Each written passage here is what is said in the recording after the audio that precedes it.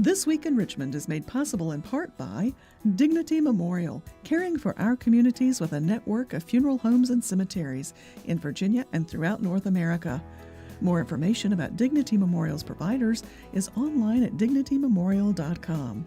Alpha Natural Resources. Consistent with its Running Right process, Alpha is an energy company committed to being a leader in mine safety and an environmental steward. We fuel progress around the world. More information at alphanr.com.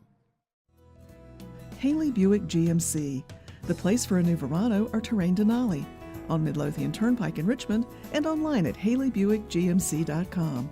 Taking it to the streets and helping our community. Intelligent Illuminations. We make streetlights smart and give you control, providing secure point-to-point wireless solutions for roadway and area lighting, helping you manage, monitor, and control your streetlights. More information at ilooms.com. The Virginia Chamber of Commerce, the voice of the Virginia business community, working in legislative, regulatory, and political arenas to promote the free enterprise system.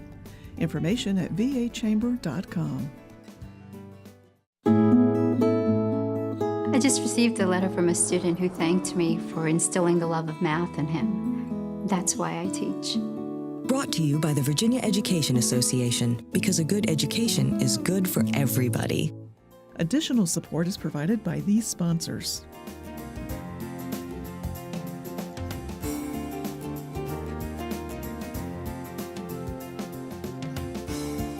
And by the members of Virginia's public television stations. Thank you.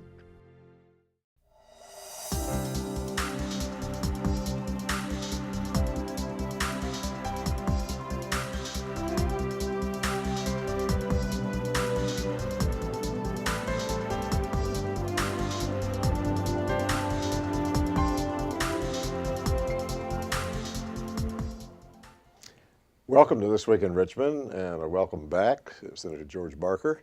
Appreciate your coming back on This Week in Richmond to tell our viewers about some of the bills you've been working on. And we're having this conversation as the last week of the session, scheduled, and I think it'll adjourn, is wrapping up, and you've gotten one very important bill out of a House committee. So why don't you start telling our viewers about that bill?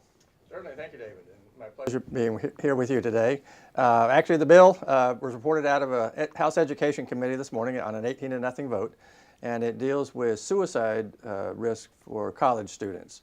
It's an issue that is a very sensitive issue, but a very important issue, and we had to work very hard this session to come up with an approach to it that basically all parties agreed to. The higher education institutions, and I met numerous times during the session. They were not thrilled with some of the earlier drafts of the bill, but in the end we came up with something that everybody supported. And what it will do is ensure that whenever a college or university gets notification, could be from another student, could be from a faculty member, could be from someone just overhearing something, that a student is at least contemplating suicide or acting as if he or she might, the university will notify the Student Health or Counseling Center. They will then get in touch with the student, try to determine what the situation is and what the risks are, how serious a threat this is. If necessary, provide counseling service and support for the student. Provide, as long as it's a dependent student, try to get the student to agree to work with others, building a supportive community, their parents, their family members, others, to help deal with the situation, and if need be, to have notification, of the parents provided there. So I think it's something that sort of works in a very positive manner to try to build a community support for each student who is at least contemplating or has at least had some thoughts about suicide there, and try to reduce the risk and the incidence of suicide, which is a very significant problem, particularly for older adolescents, high school age, and for college age students. There probably are some viewers that are my age or even a little younger that might even wonder, what's that problem? Because they'll recall the time when they were in college, parents got grades, parents got everything, but that's changed. Yeah, things have changed, and obviously, there are privacy rights to a certain extent that students have. There is now a federal law that sort of provides some parameters on that and provides access to information by parents when a student is still a dependent of the parents on their income tax or whatever there, so that they can gain access to information when it's deemed to be appropriate, so that they do get information on grades, how the student's doing, make sure the student's showing up for class now and then, but also to deal with things when there's something such as a suicide risk, to make sure that they have the opportunity to help intervene and to work with others to really provide the support to try to minimize the risk of suicide and to help improve outcomes there. Suicide is, as I said, is a significant risk on college campuses, the number of suicides each year, and we want to do everything we can to reduce that. What about some other bills that you've been working on? And most of our viewers probably don't know that you've been helping out some colleagues who have been away from the Capitol with health concerns. Yeah, we've actually had 2 senators who've been out for about the last month of the session because of health issues. And so I've ended up presenting their bills numerous times, both in the committees, in the Senate and the House, as well as on the floor. So I'm now an expert in Isle of Wight County, since one of the bills dealt with Isle of Wight County, which is a little far south, a little bit south of my district in Northern Virginia. But it's certainly my pleasure to try to help out both Senator Puller and Senator Lucas. I've enjoyed working with them ever since I got in the Senate, and actually worked with both of them before I was in the Senate when I was doing some lobbying on behalf of healthcare providers and health services throughout this Commonwealth. They're great people. We miss them in the Senate this year. Look forward to getting them back as soon as possible. Senator Puller is going to be retiring this year, so she's going to be sorely missed. But Senator Lucas is planning on running, so I look forward to continuing to work with her next year then. So we're working on those, but I've also worked on a number of other bills. And one of the things I've done is sort of build partnerships across the aisle. I'm a Democrat, but I've worked with a lot of Republicans on bills. Actually on the bill that related to the suicides. Delegate Jim LeMunyon, who's a Republican from Fairfax County, was the House patron of that. And he and I worked together, and then also with Delegate Jim Massey, who's chair of the House Subcommittee on Higher Education, who's also a Republican. So worked on those types of things. Senator Dick Black is a Republican from Loudoun and Prince William. We both share parts of Prince William, but our districts don't quite border each other, but they're close. And we've worked on 2 or 3 different things this year. One dealing with notification of people when they go to the hospital and they're held in observation status. So they can be held in observation status for 2 or 3 days sometimes. They think they've been admitted to the hospital, but they haven't. So consequently, Medicare hasn't kicked in to provide the coverage, and if they need to go to a long-term care institution, there's not the stay that was necessary for that to be covered. So we've been able to get legislation through in the end, helping those people get notification, so at least they know what's going on and aren't surprised when they get a bill. And another one that Senator Black and I worked on was a bill dealing with government censorship of sermons provided by chaplains. And so he'd had a bill in last year to say the government couldn't censor those sermons provided by chaplains. It ended up not getting all the way through and becoming law. And so I worked with him this year, and we got a wide variety of stakeholders from the Family Foundation, the Chaplains Association, the Catholic Conference, the Jewish Community Relations Council, the American Civil Liberties Union, and got people from different perspectives, and we came up with a consensus bill that we're able to get through unanimously there. So it's those types of partnerships that you build and working across the aisle that really are effective in getting things done. Really appreciate your mentioning both the issues and the process, because I think viewers who watch other news, sometimes we get the idea that it's always partisan fights that are taking place, and that's not the case. Well, it's certainly not always partisan fights. We actually, particularly in the Senate, I think we have a very good record of working together across the aisle and working collaboratively on a number of different issues. And even when there are fights, and occasionally there are those little skirmishes here and there, it's not always Democrats versus Republicans. Sometimes it's the House versus the Senate. There's been a little ongoing theater along that line this year, and it's actually been mostly the House Republicans and the Senate Republicans sort of having different perspectives on things and asserting themselves. So we do have our disagreements now and then. But for the most part, I think that we have a very good record in Richmond of being able to put aside our differences when we need to and get down to resolving things and getting things done. And it looks like we're not quite there on the budget yet, but it looks like we're going to get there soon on the budget again this year, with a budget that the House, the Senate, and the governor are all happy with. So, well, you're from Northern Virginia. You mentioned some other colleagues in Northern Virginia, and have you seen issues this year that have been regional battles where Democrats and Republicans were together in one region as opposed to another region? Actually, we have very, very little of that anymore. If you look back 20 or 30 years, there were a number of times when it was regional fights. Northern Virginia versus some other parts of the state, or sometimes it was Richmond or Hampton Roads taking a position that was in their interest, but fought by people from the rest of the state. Sometimes there's a little bit of an urban-rural type of thing. But I think we've actually gotten past that for the most part, and we see very little of that type of regional fighting. We all understand we need to make this is a commonwealth, and we need to work together to get things done. And sometimes, what's helping one region, will be balanced out by something that's going to help another region down the road.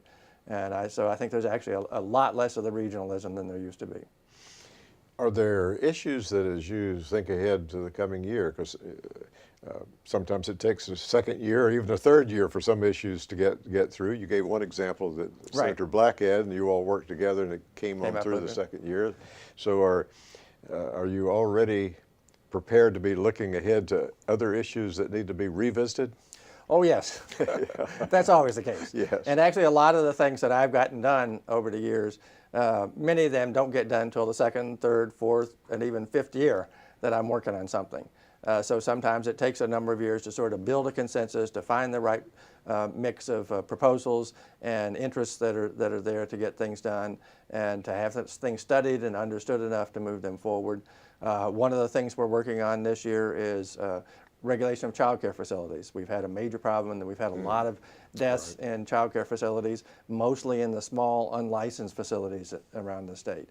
And so we're looking at doing some things that will address that issue, but I don't think we're going to get it all done this year, so I'm sure that's an issue that we're going to come back and deal with a little bit more in the future. Last year we dealt a little bit with ethics. We're sort of taking another look and dealing with it again this year. So we're doing those types of things already, and I can guarantee you some of the bills that I worked on this year that didn't get passed, they'll be back next year. So. They'll be back. Well, in our closing minute or two, you and Delegate Yost chair a very important ongoing study that's taking place. Tell our viewers about that. Yeah, Delegate Yost and Delegate Yost is a Republican from Giles County, so a little far from my area in Northern Virginia. But he is chair and I'm vice chair of the Virginia Health Workforce Development Authority. It's an entity that was set up as an independent public body by the state to deal with health workforce issues, because we need to have enough physicians, nurses, radiation therapists, whoever, all the different health professions out there, and we need to have them spread across the state as best we can. And right now we have shortages in some areas, we have surpluses in others, and even where we have roughly the right number, we don't have the right distribution. And it's particularly some of the rural areas that sometimes have shortages. So we are working with the Secretary of Health and Human Resources, Secretary of Education, and Secretary of Commerce and Trade, and trying to get everybody working together to help us move things in the right direction, so we have the right number of health professionals, we have the right educational and training programs for them, and we have the incentives for them to practice where we need to have the distribution. And it's a challenge, but it's something we're making some significant progress on, and Delegate Yost and I are thrilled to be working together on that. And I'm sure that's something that you'll be continuing to work on, because oh yes, that's going to take a number of years. So yes. And he's in the House of Delegates and I'm in the Senate, and the two of us are chair and vice chair. So we're dedicated to work on this together. We both have a strong interest in this and a commitment to making it work. Senator Barker, thanks so much for the report, and look forward to talking to you in the coming months. Thank you very much. I appreciate it. Thank you.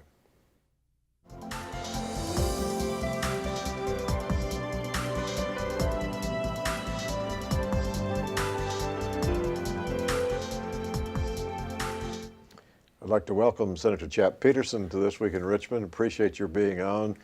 I tell you, as I have been reading some of your reports that you sent out to your constituents, some significant and major bills that you're working on, why don't we start with the homeowners' Bill of Rights, and then tell them about that. Your constituents know because you're keeping them informed, but we want people around the Commonwealth to hear. Well, David, first of all, thank you for having me on. It's great to be here again, great to be in Richmond. We're getting close to the end of session. Homeowner Bill of Rights was Senate Bill 1008, and it really stems from the fact, at least in my part of the state, Northern Virginia, a significant share of people live in homeowners associations or condo associations. I would say at this point almost a majority, not me, but a lot of people. And we've had just continuing conflicts, continuing disputes as to how HOA should be run, what kind of rights people have, if they're being taken to court, if they're being foreclosed, can they fight that? If they do fight that and they win, do they get their attorney's fees paid? And it's really just been a never-ending battle. And this year I brought the Homeowner Bill of Rights to really specify what rights HOA members have, not just the associations, but the members. And that's everything from a right to notice before a hearing, the right to review records, the right to have an attorney at a hearing, the right to speak on your own behalf, the right to due process. And in a lot of ways, I modeled it on the Virginia Declaration of Rights written by George Mason, but I made it for the 21st century, and I made it for HOA members, and was very pleased that it's passed 140 to nothing at this point. Excellent, excellent. Also, the issues concerning what's really a small business, that's been an issue that you've championed. That's another issue, and that bill has also passed, and it'll be coming back because it's got a reenactment clause on it next year. But the bottom line is, in Virginia, we define a small business as being either 10 million in revenue, less than 10 million in revenue, or less than 250 employees. Well, that's pretty much every single business in Virginia, other than the big, Targets and the Walmarts and the really big companies. So we don't do a very good job of defining what a small business is, and that's important because under our state procurement laws, a share of our business, our state contracting is set aside for small business. But again, we just don't have a good definition. So this year, along with Alfonso Lopez, who's a Democrat up in Arlington, we had companion bills that have come out, but they're going to get to the same place, which basically defines a small business according to federal code, which has a sliding scale for different industries. And I think once it's reenacted next year, it's going to make the whole system much, much easier, especially if you're federally certified. It'll be much easier to get state certified. Yeah, that has made sense for some time that would occur, because there are any number of the small businesses that qualify federally, but then... Right, and I was on the Procurement Commission with Senator Ruff for the past couple of years, and there were a lot of really tough issues. Frankly, this is one of the easier issues, so that's why I took it. Yes. Well, now, another issue has to do with state surveillance. Yes, sir. That's a lot to talk about there. It's probably a hot issue. It's a very hot issue. It's a very 21st century issue. Just in the past 10 or 15 years since I've been in the legislature, technology has really exponentially expanded the ability of the police to watch you and to watch what you do, who you talk to, what you do on the internet, where you drive in your car. I mean, you really could be under surveillance almost all the time now through various GPS technologies and a technology called license plate readers, which allows police to drive to a parking lot and literally in a matter of minutes just scan every license plate there and run a check against it. And this technology, like all technologies, has value. I mean, they can see if there's a stolen car or a missing person or something like that and match it with a warrant, but it can also be unchecked. And my bill, which is Senate Bill 965, basically puts limits on police surveillance, what they can watch, what they can collect, what they can maintain. And basically it's a real simple rule, and that is if the police are collecting information for no ascertainable purpose, if they're just out there collecting data just for the heck of it, just to see if it'll be relevant at a later date, they can't do that. And not only can they not do that, in the case of LPRs, license plate readers, they actually have to discard that data every 7 days. So we wrote the bill broadly. It passed the Senate 38 to nothing. The House has a more limited version, which they've passed, and we're going to go into conference, and I'm very confident once we get out of conference, we're going to have what I think will be a model for America, a model for all 50 states, and how you treat this, what I call passive collection of data, the random police surveillance, again, without a warrant, without an investigation, just watching people for the sake of watching people. We're going to put a limit on that, and I think that'll be a model for the other states. Has it been a challenge working with law enforcement on that? Well, I love my friends in law enforcement, and I respect the fact that they want all the tools that they can to fight crime. But I'm here to protect people's rights, right? And they have their spokespeople and they have their lobbyists, and they do a great job. But my opinion of law enforcement is they only have that authority which they're given by the legislature, by the state, and it's a circumscribed authority. And so my legislation again puts limits on what they can do, and they're objecting to that, and I respect that. But so far, we're winning the debate. Now, patient protection, another major issue that you've been working on. I had some complaints in my area which is the 34th Senate District, Central and Western Fairfax County, of counselors, state licensed counselors that had been exploiting their position, having sex with clients, having inappropriate relationships with clients, and then even if they'd been warned or reprimanded, keeping their license and then essentially being repeat offenders.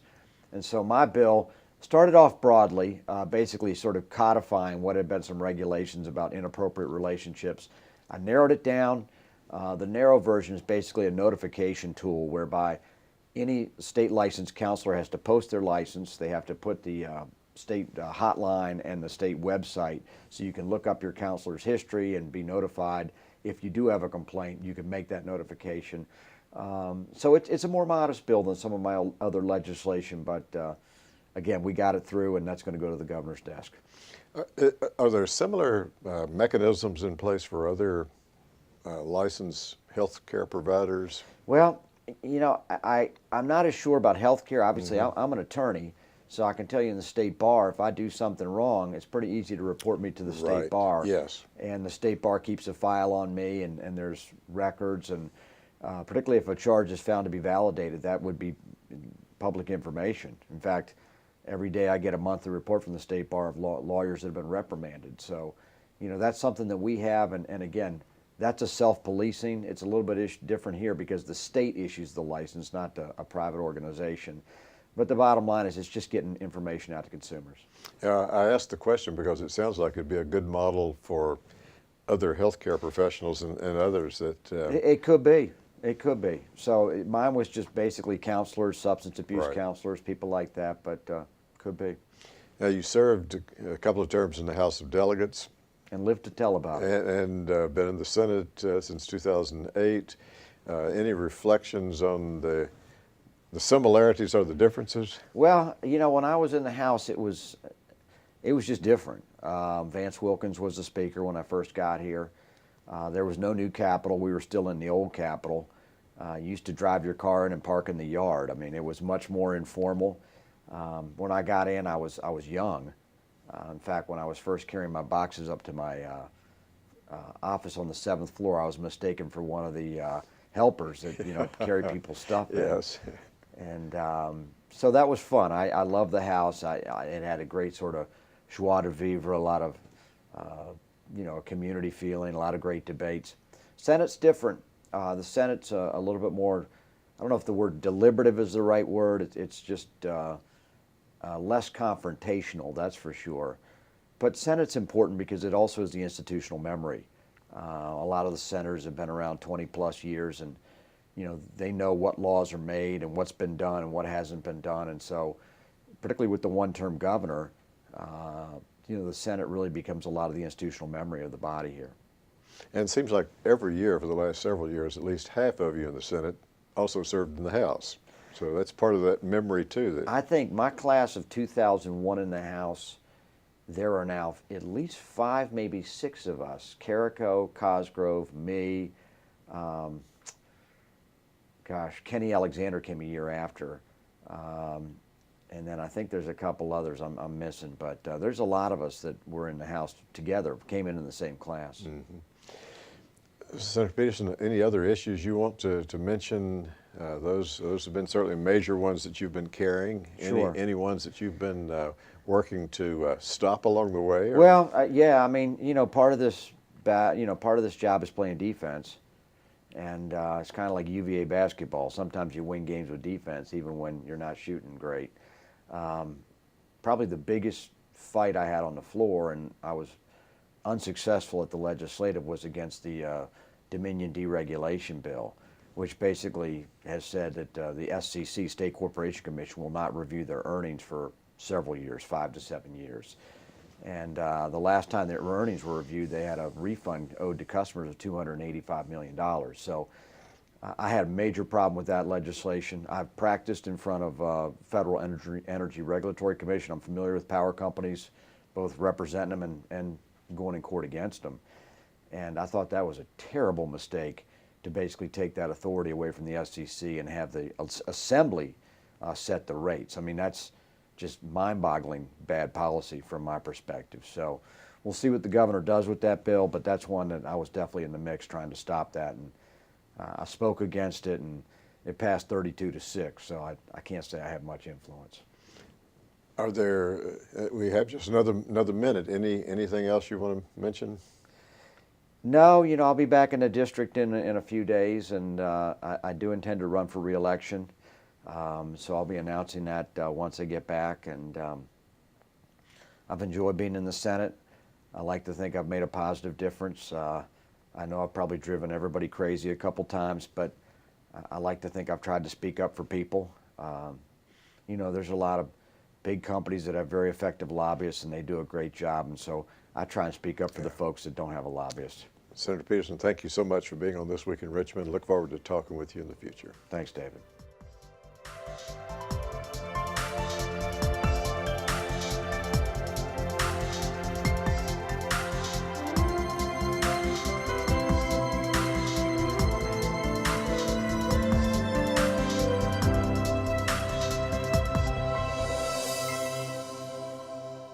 This Week in Richmond is made possible in part by Dignity Memorial, caring for our communities with a network of funeral homes and cemeteries in Virginia and throughout North America. More information about Dignity Memorial's providers is online at dignitymemorial.com. Alpha Natural Resources, a leader in mine safety and an environmental steward. Haley Buick GMC in Richmond and online at haleybuickgmc.com. Intelligent Illuminations, helping you manage, monitor, and control your streetlights. The Virginia Chamber of Commerce, the voice of the Virginia business community. The Virginia Education Association, because a good education is good for everybody. Additional support is provided by these sponsors.